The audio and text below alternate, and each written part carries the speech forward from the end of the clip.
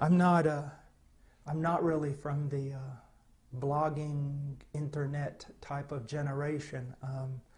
I'm kind of old school. And I suppose all that stuff really has some value to it, but as I wrote recently, it really just burdens my heart, you know. You see all these young men blogging and fighting over theological nuances. And in a way, many of them haven't lived long enough to even know or at least experience what they're talking about. And we'll sit there and we'll fill up the internet with this kind of stuff when there's literally billions of people who have not heard the gospel. I mean, it's insane. If you're listening to this and you're a young man, this is probably not your time to write a book and change the world or have a blog that gets hits from all over the planet. This is your time to prepare yourself to become a man of God. Not to be on the internet, but to be alone with God in prayer until He pours out His Spirit on you and makes you a useful servant. And then go out and don't be involved in pouring water on a land that's saturated. Go out with your life and preach the gospel to the nations that don't know Christ. Why be alive? The need is tremendous. But I'm not going to tell you that the need is so tremendous and God won't get it done without you. God will get it done without you. But what a loss. What a loss of joy. I invite you to a life of just real sacrifice and a life of joy unspeakable and full of glory. Some of you young men, you need to think about this.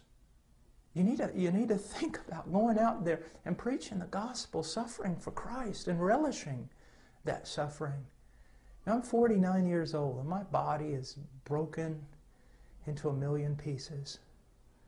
Like Robert Murray McShane said, you know, the Lord gave me a message and a horse, and I've killed the horse. And I feel that way, but I can tell you this, I'm glad. I'm glad. He's worth dying for, young men. And don't waste your life.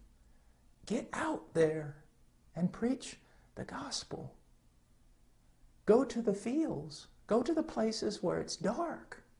Preach the gospel of Jesus Christ.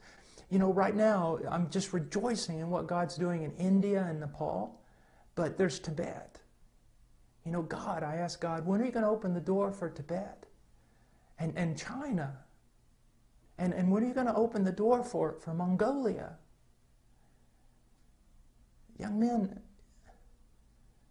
go somewhere and die, that only God and hell will know your name. God because He loves you, and His Spirit is powerful upon you, and hell because hell hates you. Go somewhere and preach the gospel. You know, I sometimes read the Puritans and Martin Lloyd-Jones and Charles Spurgeon, and then I look at the modern day preachers that we have been so blessed with. You know, men like John MacArthur and John Piper, and so many brilliant men, and all these men, they're older men, and they've studied a lot, and God's given them a voice. Young men, don't try to be them, at least not now. Go somewhere where John MacArthur and John Piper are not, and preach the gospel, and pray, and intercede.